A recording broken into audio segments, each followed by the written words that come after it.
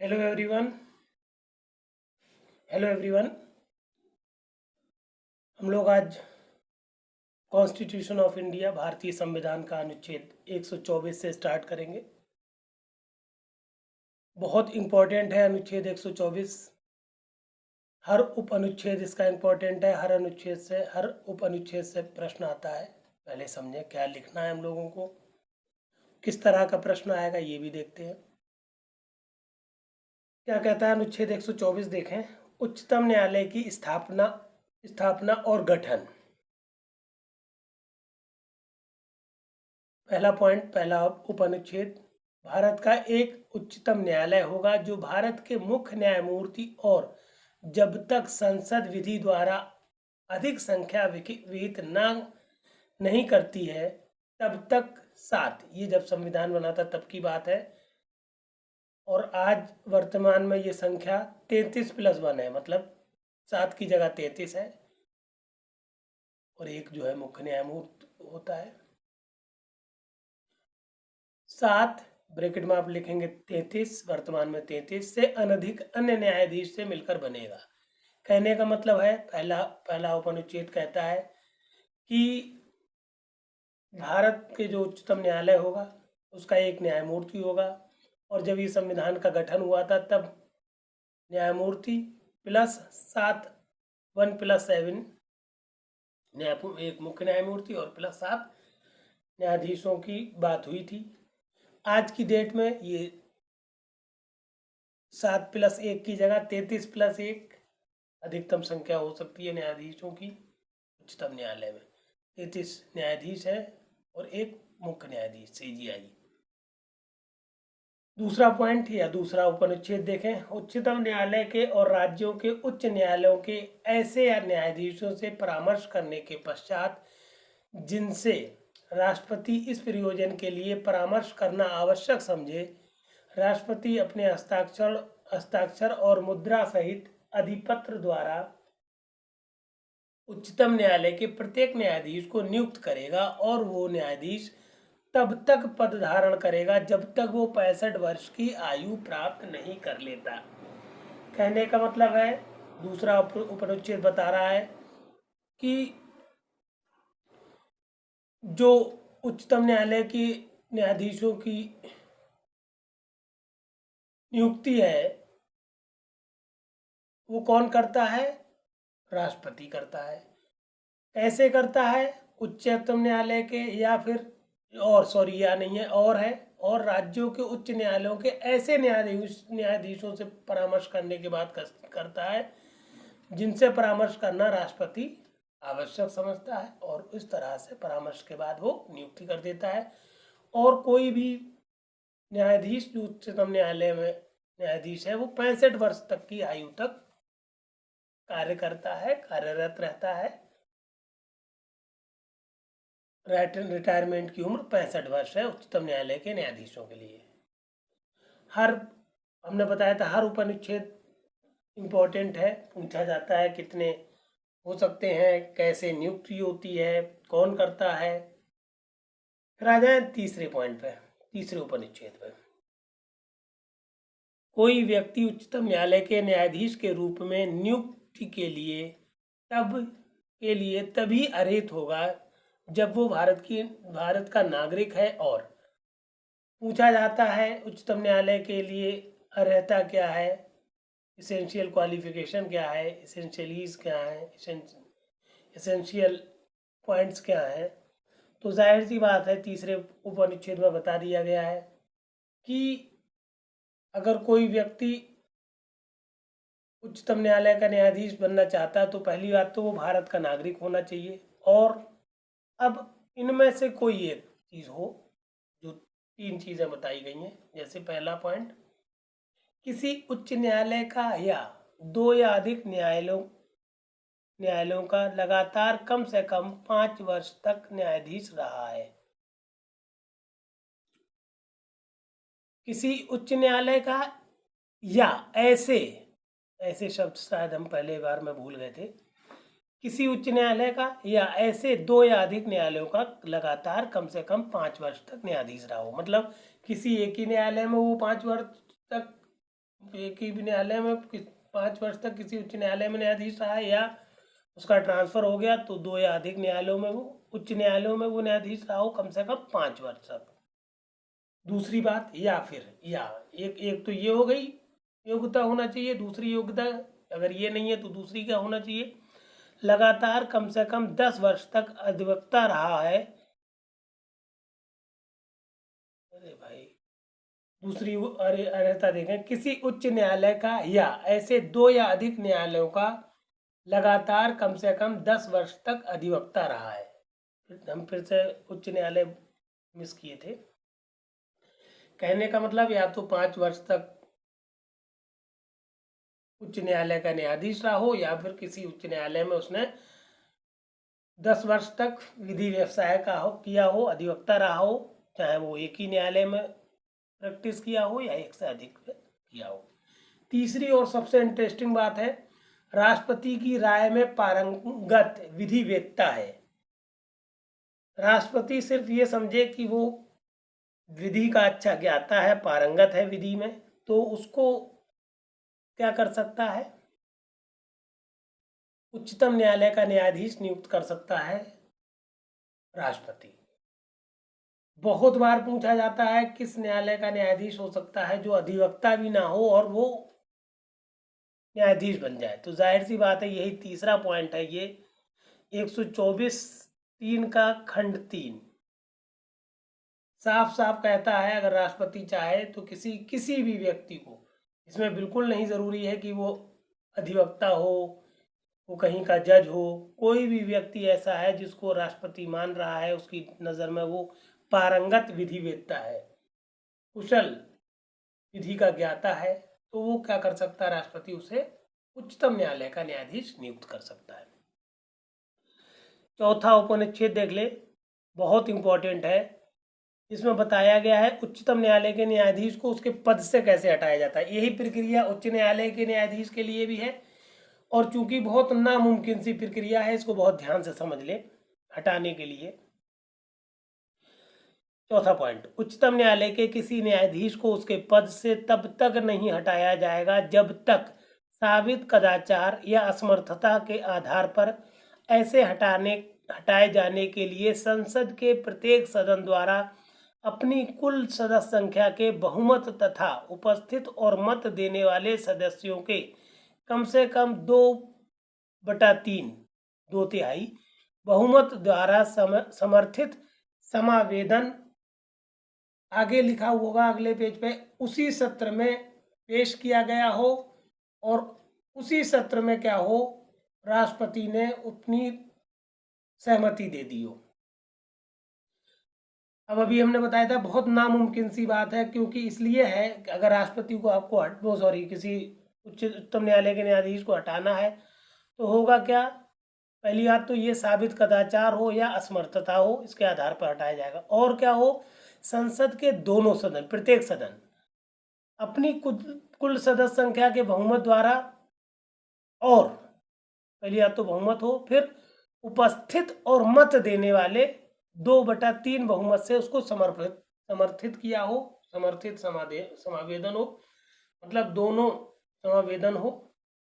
आगे पेज पे चले,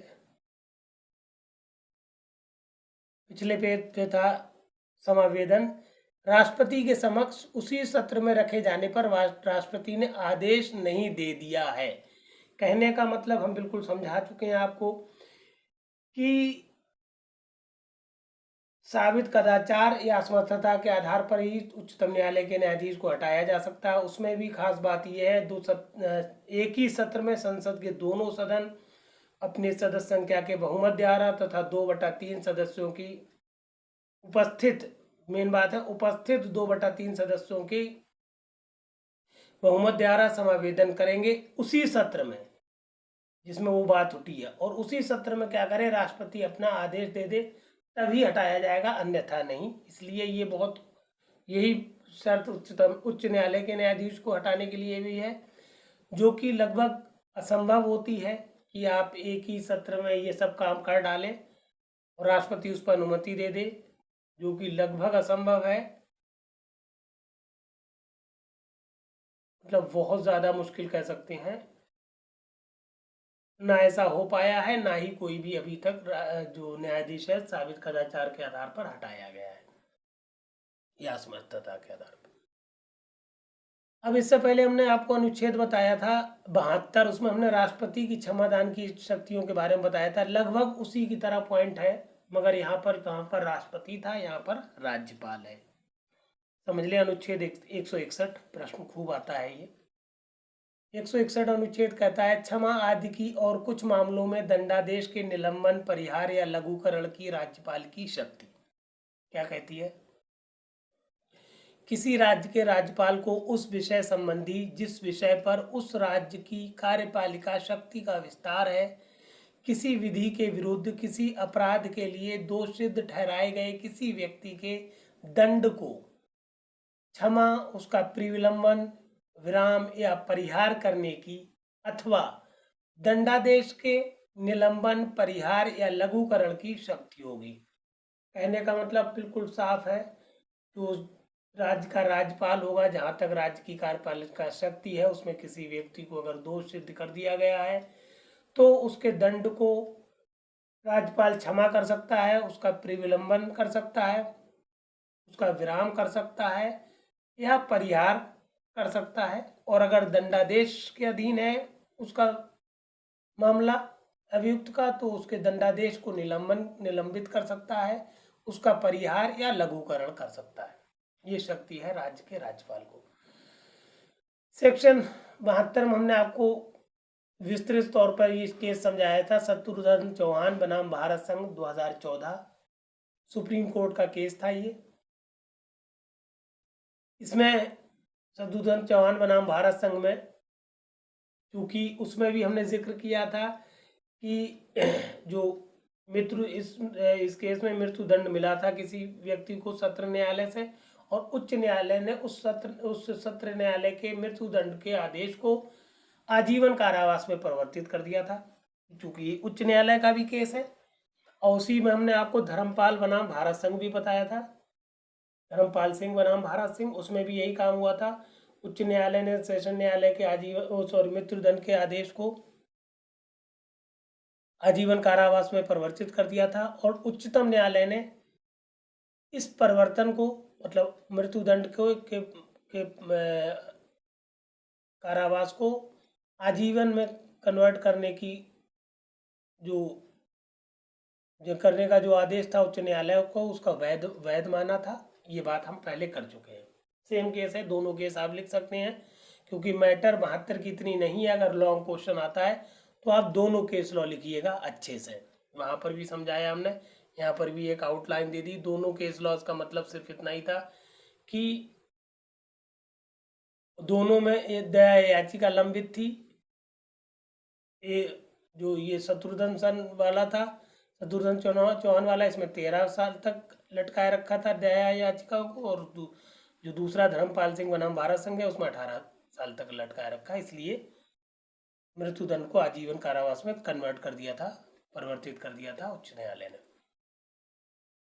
अब हम लोग आ जाए अनुच्छेद 213 पर। एक हम लोगों ने अनुच्छेद 123 पढ़ा था, वहां पर राष्ट्रपति की शक्ति को बताया था। अध्यादेश प्रख्यापित करने की शक्ति किसको थी? 123 में राष्ट्रपति को थी, और 1-2-3 में राष्ट्रपति को शक्ति है, 2-1-3 में राज्यपाल को शक्ति है। किस बात की? विश्रांति काल में अध्यादेश प्रख्यापित करने की। समझे?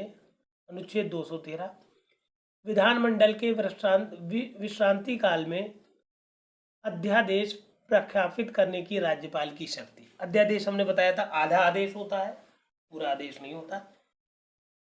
विश्रांति काल 2 सत्र के बीच के काल को कहते हैं, जिसमें विश्राम किया जाता है, विश्रांति काल है वो। क्या है शक्ति? पहला उपनुच्छेद देखें, बहुत ध्यान, उसमें भी हम बिल्कुल लगभग ऐसा ही पढ़े हैं। वहां पर चूंकि संसद की बात होती है, यहाँ पर विधानमंडल की बात होती है। एक को अच्छे से आप याद कर लीजिए 1-2-3 को, और फिर आप आराम से 213 लिख पाएंगे। कायदे से कॉन्सेप्ट समझ के याद कर लीजिए 1-2-3 को, और फिर ये याद करने की आपको ज़रूरत नहीं पड़ेगी, मगर हमने लिखवाया इसलिए है कि बहुत इंपॉर्टेंट सेक्शन है, आर्टिकल है, सॉरी। देखें उपनुच्छेद 1 क्या कहता है। उस समय को छोड़कर जब किसी राज्य की विधान सभा विधानसभा सत्र में है, विधानसभा होगा, विधान लिखा है, 1 मिनट, विधानसभा कर दें इसको।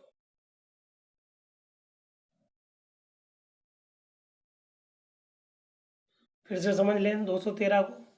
उस समय को छोड़कर जब किसी राज्य की विधानसभा सत्र में है या विधान परिषद वाले राज्य में विधानमंडल के दोनों सदन सत्र में है, यदि किसी समय राज्यपाल का ये समाधान हो जाता है कि ऐसी परिस्थितियां विद्यमान हैं जिसके अंतर्गत तुरंत कार्रवाई करना उसके लिए आवश्यक हो गया है, तो वो ऐसे अध्यादेश प्रख्यापित कर सकेगा जो उसे उन परिस्थितियों में अपेक्षित प्रतीत हो। बिल्कुल क्लियर है बात। वहां पर भी यही बात हुई थी कि अगर विधानसभा सत्र में है तो वो आदेश प्रख्यापित, या विधानसभा सत्र में है या फिर जहां 2 परिषद हैं, विधानसभा और विधान परिषद, 2 सत्र हैं, दो दो अंग हैं विधानमंडल के, तो दोनों में से कोई भी विधानमंडल जब सत्र में नहीं होता है, विधानमंडल का कोई भी अंग सत्र में नहीं होता है, तभी क्या करता है राज्यपाल, और राज्यपाल को लग रहा है कि ऐसी परिस्थिति है कि उसे कोई ना कोई आदेश प्रख्यापित करना चाहिए, तो वो क्या करता है, ऐसी परिस्थितियों में अध्यादेश प्रख्यापित कर सकता है, अन्यथा नहीं कर सकता। और तो वो प्रतीत हो यहाँ तक हम लोगों ने पढ़ लिया। अब इसमें एक परंतु है। परंतु राज्यपाल राष्ट्रपति के निर्देशों या अनुदेशों शब्द इस्तेमाल हुआ है वीआर एक्ट में। परंतु राज्यपाल राष्ट्रपति के अनुदेशों, इसका मतलब होता है निर्देशों के बिना कोई ऐसा अध्यादेश प्रख्यापित नहीं करेगा यदि राष्ट्रपति की पूर्व मंजूरी अपेक्षित है। बहुत से मैटर ऐसे हैं जिसमें विधेयक पास करने के लिए राज्यपाल को राष्ट्रपति की अनुमति लेना पड़ती है। पूर्व अनुमति के बाद ही वो बहुत से मामलों में क्या करता है, निर्णय देता है अपना, या अपनी सहमति देता है। तो उन मामलों को छोड़कर जहां पर राज्यपाल को राष्ट्रपति के अनुदेशों की या निर्देशों की जरूरत पड़ती है, उन मामलों को छोड़कर ही वो अध्यादेश प्रख्यापित कर सकता है। कहने का मतलब ये है, अगर राज्यपाल को जिन मामलों में राष्ट्रपति की पूर्व अनुमति लेना होती है, उन मामलों से संबंधित तथ्यों के बारे में राज्यपाल क्या होगा, अध्यादेश प्रख्यापित नहीं कर सकेगा। दूसरा उपनुच्छेद क्या कहता है। इस अनुच्छेद के अधीन प्रख्यापित अध्यादेश का वही बल और प्रभाव होगा जो राज्य के विधानमंडल के ऐसे अधिनियम, ये भी बात आप पढ़ चुके हैं। अगले पेज पे चले हम लोग। पिछले पेज पे हमने पढ़ा था, उपअनुच्छेद इस तरह से था। इस अनुच्छेद के अधीन प्रख्यापित अध्यादेश का वही बल और प्रभाव होगा जो राज्य के विधानमंडल के ऐसे अधिनियम तक पिछले पेज पर था, अधिनियम का होता है जिसे राज्यपाल ने अनुमति दे दी है, किंतु ऐसा अध्यादेश क्या कह रहा है खंड का, इस बात मतलब ये जो उपअनुच्छेद 2 है उसमें ये बात बताई गई है कि जो ये अध्यादेश पारित करता है, प्रख्यापित करता है राज्यपाल, उसका वही बल होता है, वो वही बल रखता है जो कि विधानमंडल या विधानसभा ने कोई विधेयक बनाया होता, उस पर राज्यपाल अपनी अनुमति दे देता। अब इसमें शर्तें क्या है। पहली बात यह है, अध्यादेश होगा का कहता है का पॉइंट, राज्य की विधानसभा के समक्ष और विधान परिषद वाले राज्य में दोनों सदनों के समक्ष रखा जाएगा तथा विधानमंडल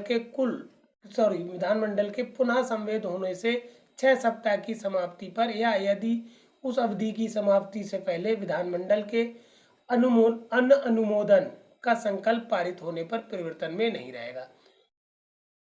हमने जब अनुच्छेद आपको 1, 2, 3 पढ़ाया था, उसमें भी हमने बताया था कि जो ये अध्यादेश प्रख्यापित किया है वहाँ राष्ट्रपति ने किया था, यहाँ पर राज्यपाल ने जो अध्यादेश प्रख्यापित किया है वो होगा क्या, अगर एक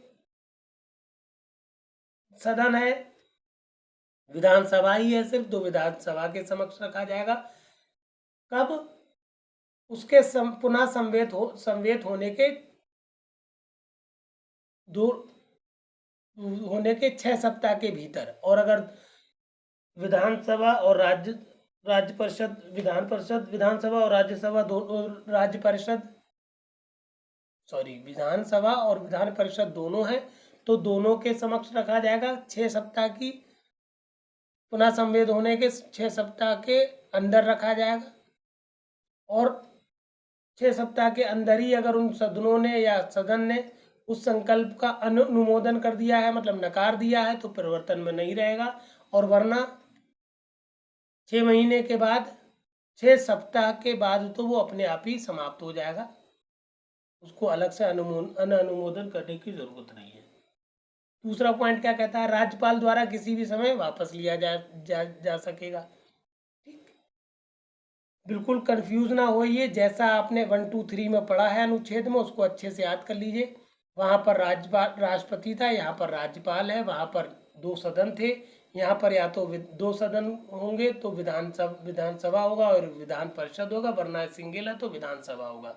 अपने हिसाब से आराम से आप लिख सकते हैं, कोई ज़रूरत नहीं है दोनों जगह को आपको कंफ्यूज होने की। अच्छे से याद कर लीजिए, एक 1, 2, 3 वाला, और अप्लाई कर दीजिए 2, 1, 3 में। तीसरा और लास्ट उप अनुच्छेद कहता है, अनुच्छेद 213 का, 213 का, यदि और जहां तक इस अनुच्छेद के अधीन अध्यादेश का कोई ऐसा उपबंध करता है जो राज्य के विधानमंडल के ऐसे अधिनियम में जिसे राज्यपाल ने अनुमति दे दी है अधिनियमित किए जाने पर विधिमान नहीं होता, तो और वहां तक ये अध्यादेश शून्य होगा। कहने का मतलब है, राज्यपाल ने कोई ऐसा अध्यादेश प्रख्यापित कर दिया है जो इस प्रकृति का है कि अगर मान लीजिए विधानमंडल कोई अधिनियम बनाता और उस पर राज्यपाल अपनी अनुमति दे देता, तो राज्यपाल की अनुमति के बाद भी वो विधिमान ना होता। ठीक, तो अगर ऐसा अध्यादेश प्रख्यापित कर दिया है तो वो उस हद तक जहां तक वो विधिमान ना होता, वो अध्यादेश अपने आप शून्य हो जाएगा, क्योंकि उसकी शक्ति है ही नहीं राज्यपाल के पास। और अगर राज्यपाल ऐसा कार्य कर रहा है जिसकी शक्ति उसके पास नहीं है, तो वो कार्य उसका शून्य है। अब एक अनुच्छेद पूछा जाता है, एचजीएस में भी कई बार आया है, 224 का अनुच्छेद, 224 का ये कहता है, उच्च न्यायालय की बैठकों में सेवानिवृत्त न्यायाधीशों की नियुक्ति। इंपॉर्टेंट टॉपिक है, समझ लें क्या लिखना है इसमें, ये समझ लें। किसी राज्य के उच्च न्यायालय का मुख्य न्यायमूर्ति किसी भी समय राष्ट्रपति की पूर्व सहमति से किसी व्यक्ति से जो उस उच्च न्यायालय या किसी अन्य उच्च न्यायालय के न्यायाधीश का पद धारण कर चुका है, उस राज्य के उच्च न्यायालय के न्यायाधीश के रूप में बैठने और कार्य करने का अनुरोध कर सकेगा। और प्रत्येक ऐसा व्यक्ति जिससे इस प्रकार अनुरोध किया जाता है, इस प्रकार बैठने और कार्य करने के दौरान ऐसे भत्तों का हकदार होगा जो राष्ट्रपति आदेश द्वारा अवधारित करे, और उसको उस उच्च न्यायालय के न्यायाधीश की सभी अधिकारिता, शक्तियां और विशेषाधिकार होंगे, किंतु उसे अन्यथा उस उच्च न्यायालय का न्यायाधीश नहीं समझा जाएगा। कहने का मतलब है, उच्च न्यायालय के जो मुख्य न्यायमूर्ति हैं, उनको लगता है कि उनके पास पर्याप्त न्यायाधीश नहीं है या काम ज़्यादा है, तो वो क्या करेंगे, राष्ट्रपति की पूर्व सहमति से किसी भी ऐसे व्यक्ति को जो उच्च न्यायालय का न्यायाधीश रह चुका है, उसे उस कार्य को करने के लिए बैठकों में बुलाने के लिए अनुरोध कर सकेंगे। और वो व्यक्ति जब वो कार्य कर रहा होगा तो उसे वो सारे हक होंगे, सारी शक्तियां होंगी जो उच्च न्यायालय के विशेष अधिकार होंगे जो उच्च न्यायालय के न्यायाधीश को होना चाहिए। मगर इन सब के बावजूद भी उसको उच्च न्यायालय का न्यायाधीश नहीं समझा जाएगा। ये बहुत इंपॉर्टेंट बात है। प्रश्न यहीं से पूछ लेते हैं कि 224 का के अनुसार व्यक्ति जो कार्य कर रहा है उच्च न्यायालय का, क्या वो न्यायाधीश है या फिर न्यायाधीश की शक्तियां रखता है? तो शक्तियां हैं मगर वो न्यायाधीश नहीं है। अब हम लोग आगे पेज पे चले। अब हम लोग आ गए अनुच्छेद 228 पे, बहुत इंपॉर्टेंट है ये। कुछ मामलों का उच्च न्यायालय को अंतरण। कौन से मामले उच्च न्यायालय को अंतरित किया जा सकते हैं या उच्च न्यायालय अपने आप मंगा सकेगा, वो बताई गई है बात अनुच्छेद 228 में। समझ लें इसको। यदि उच्च न्यायालय का ये समाधान हो जाता है कि उसके अधीनस्थ किसी न्यायालय में लंबित किसी मामले में इस असंविधान के निर्वचन मीन्स होता व्याख्या, निर्वचन के बारे में विधि का कोई सारवान प्रश्न अंतर्वलित है जिसका अवधारण मामले के निपटारे के लिए आवश्यक है, तो वो उस मामले को अपने पास मंगा लेगा और क्या करेगा, देखें हम लोग। मामले को स्वयं निपटा सकेगा या फिर उक्त विधि के प्रश्न का अवधारण कर सकेगा और उस मामले को ऐसे प्रश्न पर निर्णय की प्रतिलिपि सहित उस न्यायालय को जिससे मामला इस प्रकार मंगाया गया था लौटा सकेगा और उक्त न्यायालय उसके प्राप्त होने पर मामला उसके अनुसार निपटाएगा। कहने का मतलब हुआ, उच्च न्यायालय को लगता है कि किसी अधीनस्थ न्यायालय को जो मामला उसमें विचारित है उस मामले में अधीनस्थ न्यायालय को किसी विधि के सारवान प्रश्न की जो लिखित की गई है उसकी व्याख्या करने में कोई असुविधा हो रही है, तो उसका मामले को क्या करेगा, वो अपने पास मंगा लेगा उच्च न्यायालय, और या तो उसको खुद निपटा देगा और या उसके पास समय नहीं है तो सिर्फ उस मामले उस प्रश्न से संबंधित जिस पे अधीनस्थ न्यायालय व्याख्या नहीं कर पा रहा था, जिस प्रश्न के बारे में, सिर्फ उस प्रश्न को हल करके और उसको हल करने के बाद जो आदेश की उसके हल करने की आदेश की प्रतिलिपि होगी उसको और उस मामले को उस व्याख्या के साथ अपने अधीनस्थ न्यायालय को लौटा देगा। और अब अधीनस्थ न्यायालय का चूंकि जो प्रश्न अंतर्वलित था विधि का वो सॉल्व हो गया है, अब वो अधीनस्थ न्यायालय मामले को उसी दिशा निर्देश पर जो कि उच्च न्यायालय ने दिया है निपटा देगा, फाइनल कर देगा। अब आ जाइए, इस लेक्चर का आखिरी अनुच्छेद है अनुच्छेद 230। क्या कहता है अनुच्छेद 230? बहुत इंपॉर्टेंट है, HGS में भी आया है कई बार। उच्च न्यायालय की अधिकारिता का संघ राज्य क्षेत्रों पर विस्तार। क्या है मतलब, देखें पहला उपनुच्छेद, संसद विधि द्वारा किसी संघ राज्य क्षेत्र पर किसी उच्च न्यायालय की अधिकारिता का विस्तार कर सकेगी या किसी संघ राज्य क्षेत्र के से किसी उच्च न्यायालय की अधिकारिता का अपवर्जन कर सकेगी। क्या मतलब है, संसद को ये अधिकार है कि वो किसी संघ राज्य क्षेत्र पर किसी उच्च न्यायालय की अधिकारिता को अधिरोपित कर दे, विस्तारित कर दे। मतलब ये कह दे कि ये जो संघ राज्य क्षेत्र है अब ये फला हाई कोर्ट के अधीनस्थ आएगा, तो ये कर सकती है। या फिर किसी संघ राज्य क्षेत्र जो किसी न्यायालय उच्च न्यायालय के अधीनस्थ था, अधिकारिता में था, उस पर से उस अधिकारिता उस उच्च न्यायालय की अधिकारिता को हटा सकेगी संसद। दोनों ही अधिकार है, या तो अधिरोपित कर सकती है अधिकारिता को या हटा सकती है संसद। ये बात बताई है पॉइंट 1 में। पॉइंट 2 का क्या कहता है, जहां किसी राज्य का उच्च न्यायालय किसी संघ राज्य क्षेत्र के संबंध में अधिकारिता का प्रयोग करता है वहां। अब यहाँ इससे बात थोड़ी इंपॉर्टेंट है कि अगर कोई उच्च न्यायालय है किसी संघ राज्य क्षेत्र की अधिकारिता को अपने अंडर में लिए हुए है, वहां क्या होगा। पहली बात, इस संविधान की किसी बात का अर्थ ये नहीं लगाया जाएगा कि वो उस राज्य के विधानमंडल की अधिकारिता में वृद्धि निर्बंधन के लिए सशक्त करती है। ठीक, उसमें कोई जो अधिकारिता है वो उसमें ना ही वृद्धि कर सकता है और ना ही निर्बंधन कोई कोई निर्बंधन लगा सकता है। दूसरी बात और सबसे इम्पोर्टेंट बात, अगर जो संघ राज्य क्षेत्र है उसमें जो राज्यपाल के प्रति निर्देश को राष्ट्रपति के प्रति निर्देश माना जाएगा, क्योंकि जो संघ राज्य क्षेत्र होते हैं उसमें संघ से संबंधित है, इसलिए राज्यपाल के प्रति अगर कोई, जैसे उच्च न्यायालय जो है राज्यपाल के निर्देशों के अधीन होता है, अब इसमें क्या होगा, उच्च न्यायालय राष्ट्रपति के निर्देशों के अधीन माना जाएगा। मतलब यहाँ पर राज्यपाल ना होकर राष्ट्रपति के प्रति निर्देश माना जाएगा, जो भी कोई संघ राज्य क्षेत्र में निर्देश दिया जाता है वहां पर। तो ये अनुच्छेद इंपॉर्टेंट था, इसको आप याद कर लीजिएगा। अब यहाँ पर हमने, चूंकि आपका समय एग्जाम का मेंस का बहुत कम बचा है, इसलिए हमने अपना नंबर सर्कुलेट कर दिया है। ये व्हाट्सएप नंबर है हमारा 9450770672। हम चाहते हैं कि आप हमसे इस नंबर से जुड़ जाएं, जिससे क्या है, आपकी जितनी भी क्यूरीज हैं एग्ज़ाम से रिलेटेड, जो प्रॉब्लम्स हैं, प्रेशर्स हैं, आंसर राइटिंग है, उसको हम बहुत बेहतर तरीके से आपको एक्सप्लेन कर सकें, बता सकें। और इसके लिए हमने एक नॉमिनल फ़ीस 500 रुपये रखी है, मगर ये फ़ीस उन कैंडिडेट के लिए रिफंडेबल है जो सिलेक्शन ले लेते हैं। सिलेक्शन ले लीजिए, जो आप फीस जमा करेंगे वो भी वापस कर देंगे हम आपको। मकसद हमारा सिर्फ ये है कि आप ज़्यादा से ज़्यादा लोगों को इस मैटर तक पहुंचाएं, इस मैटर को ज़्यादा से ज़्यादा लोगों तक पहुंचाएं। उसके अलावा जो भी आपके पास प्रॉब्लम्स हैं, जो भी आपके पास प्रेशर्स हैं, वो हमें दें, हम उसको आपको मैनेज करके देंगे।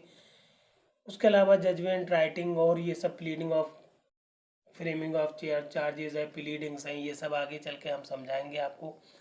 अगर आप ज्वाइन होते हैं तो बहुत अच्छी बात है, नहीं हो रहे तब भी कोई बात नहीं है। आप मैटर आपको डे 1 से लेकर डे 100 तक हमने फ्री ऑफ कॉस्ट दिया हुआ है यूट्यूब पे। हर वीडियो के साथ पीडीएफ के, ये हैंड रिटन नोट्स पीडीएफ के फॉर्म में हमने अटैच कर दिए हैं। बेहतर तरीका ये है, इन पीडीएफ को जब आप वीडियो चलाते हैं, मोर को टच करिए, पीडीएफ आ जाएगा, उसको डाउनलोड कर लीजिए। डाउनलोडेड जो मैटर है, जो पीडीएफ है, ये हैंड रिटन नोट्स, ये अपने हाथ में रखिए और फिर समझिएगा, तो आपको 100% बात समझ में आएगी। फिर भी अगर नहीं आ रही है तो आप हमारे नंबर पर हमसे कम्युनिकेट कर लीजिए, कोई प्रॉब्लम नहीं है, फीस का कोई मैटर नहीं है। फीस में भी अगर आपको कोई दिक्कत है तो हमारे साथ कम्युनिकेट करिए। हमारा मकसद सिर्फ और सिर्फ आपको सिलेक्शन दिलाना है, ज़्यादा से ज़्यादा लोग सिलेक्शन लें। आप जुड़ रहे हैं तो ठीक, नहीं जुड़ रहे हैं कोई बात नहीं, आप डायरेक्ट यूट्यूब पर डालें @law classes by Firoz sir, आपको हमारा चैनल मिल जाएगा, जिसमें आपको डे 1 से लेकर डे 100 तक सारे वीडियोस मिलेंगे, जिसमें पूरा का पूरा यूपीपीसीएस जे और यूपीएचजेएस का सिलेबस आपको मिल जाएगा। मेहनत से पढ़ाई करिए, सारे लोगों को इस मैटर को शेयर कर दीजिए। और हाँ, आजकल आप लोग चैनल सब्सक्राइब नहीं कर रहे हैं तो सब्सक्राइब ज़रूर करिए, जिससे क्या होगा, हमें भी फ़ायदा है, और हम कोई नया मैटर डालते हैं तो आपको भी आसानी से मिल जाएगा। ठीक है, thank you for watching this.